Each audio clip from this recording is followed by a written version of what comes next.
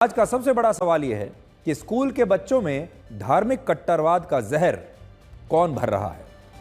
अब जो तस्वीरें आप देखेंगे ये कर्नाटक के चामराजनगर की हैं, जहां चौथी कक्षा में पढ़ने वाली एक 9 साल की छात्रा ने स्कूल के साइंस एग्जीबिशन में एक मॉडल को पेश किया और इसी से यह विवाद शुरू हुआ है। इस मॉडल का शीर्षक था आजाब ए कब्र। इसमें एक तरफ एक ऐसी महिला की कब्र थी जो बुर्का पहनती है और दूसरी तरफ एक ऐसी महिला की कब्र दिखाई गई जो पर्दा नहीं करती और स्कर्ट पहनती है। इस छोटी सी बच्ची ने प्रतीकात्मक रूप से इन दोनों कब्रों को बनाकर यह दिखाया कि जो महिला बुर्का और हिजाब पहनती है उसे मौत के बाद जन्नत नसीब होती है और ऐसी महिला शहीद के खून से भी ज्यादा अफजल यानी बड़ी और पवित्र है। लेकिन जो मुस्लिम महिला बुर्का या हिजाब नहीं पहनती हैं, ऐसी महिला को मौत के बाद जहन्नुम नसीब होता है और उसके शव को सांप और बिच्छू खाते हैं। आप इस तस्वीर में देख सकते हैं कि बुर्का पहनने वाली महिला के प्रतीकात्मक शव पर कैसे फूल बिखरे हुए हैं, लेकिन जो महिला हिजाब नहीं पहनती उसके शव को सांप और बिच्छू खा रहे हैं।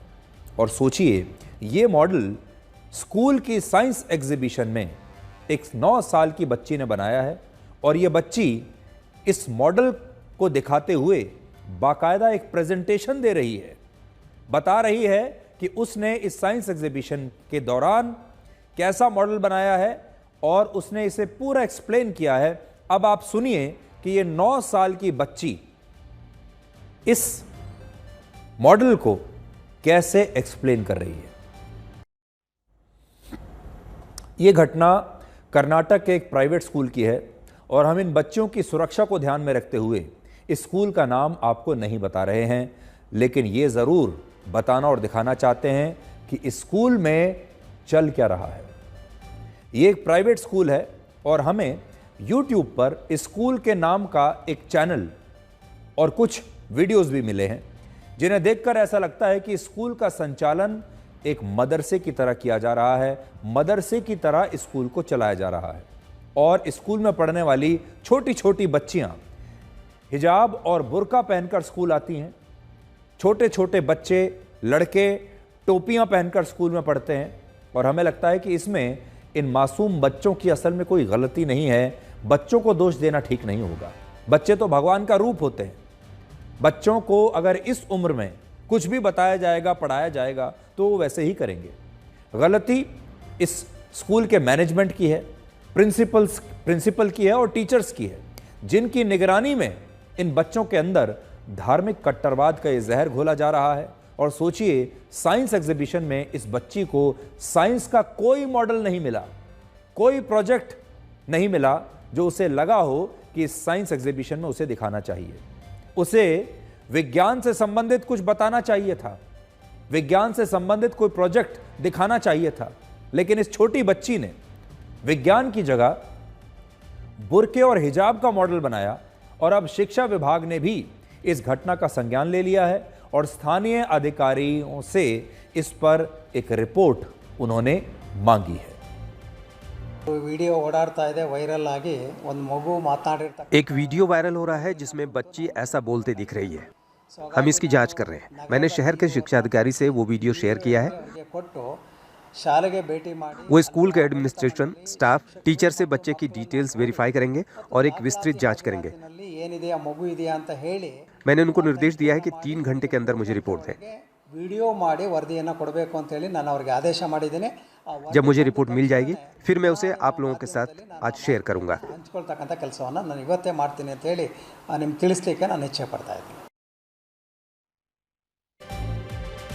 स्कूलों में हिजाब पहनने का विवाद वर्ष 2022 में इसी जगह, इसी राज्य कर्नाटक से शुरू हुआ था और यह मामला अब भी सुप्रीम कोर्ट में चल रहा है।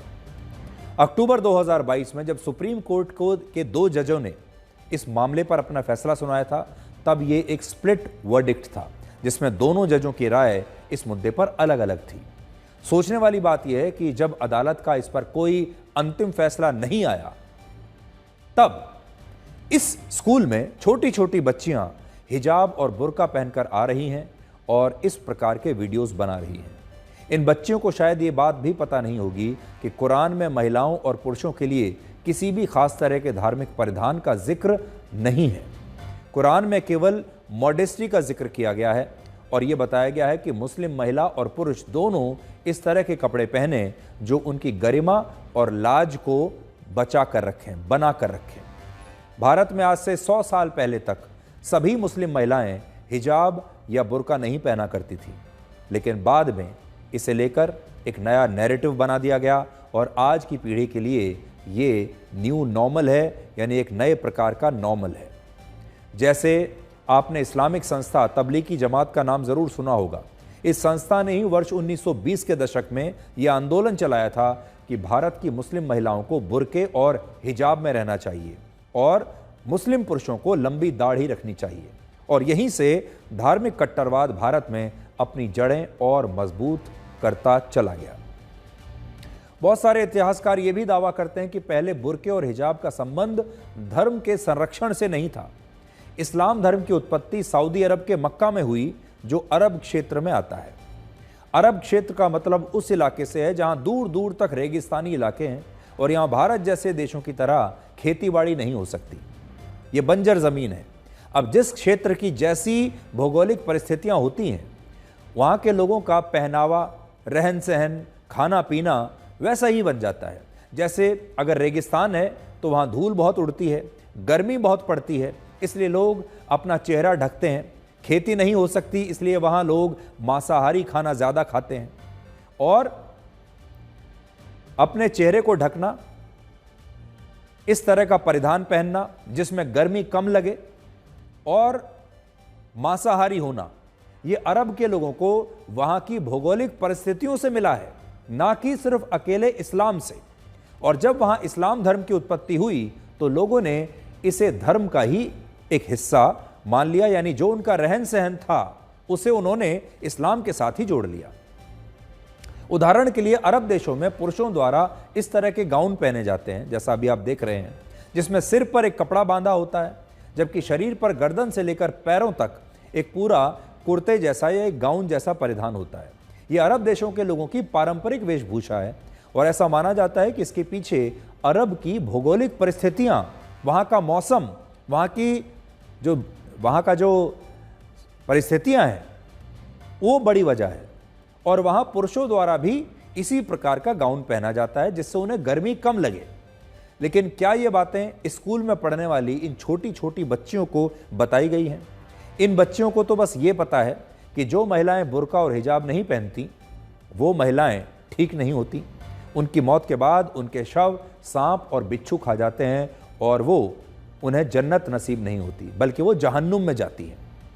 ऐसा नहीं है कि ये सारी बातें कभी हमारी अदालतों ने नहीं कही। मार्च 2022 में जब कर्नाटक हाई कोर्ट के 3 जजों ने यह फैसला सुनाया था कि हिजाब पहनना इस्लाम धर्म में अनिवार्य नहीं है और मुस्लिम छात्राओं को स्कूल में इसे पहनने की इजाज़त नहीं मिल सकती, तो इन तीनों जजों को कुछ कट्टरपंथियों की तरफ से जान से मारने की धमकियां मिलने लगी। इन जजों को ऐसे वीडियोस भेजे गए जिनमें कहा गया था कि वो भले ही जज होंगे, लेकिन गैर मुस्लिम होकर उन्हें इस्लाम पर टिप्पणी करने का कोई अधिकार नहीं है, और अगर इन जजों ने ऐसा कुछ किया तो उन्हें इसके गंभीर परिणाम भुगतने होंगे।